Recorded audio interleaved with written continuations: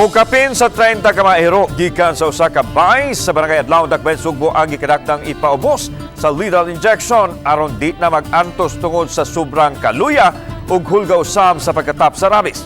Ano ang report?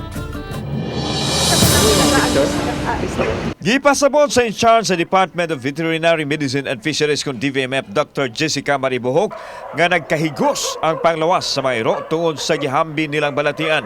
Gani 20 city na nini ang nangamatay gumikan sa kaluya.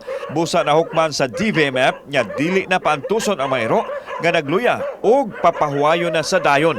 Gipaniguro sa DVMF nga makatawhanon o humanely administered ang pagtapos sa kinabuhi sa mga iro pinaagi sa lethal injection kay susama ra kining natulog. Naay mga 32 dogs, 33 na ning deteriorate jud.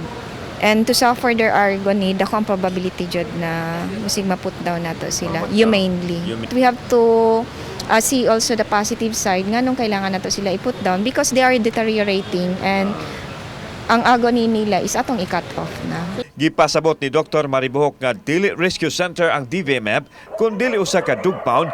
Ang tumong mao ang paghipo sa maero nga latagaw aron masumpo ang pagkatap sa rabies. Hinoon, nakig-alayo na sila sa mga NGO o pribadong individual aron maoy musagop sa maero.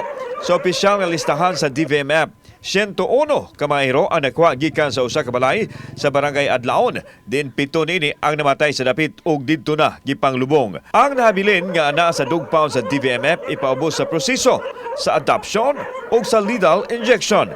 Samtang gitug-an ni Dr. Maribohok nga nakig-alayon na kanila ang gitumbok katag iya sa balay ug anda moatubang sa nahitabo.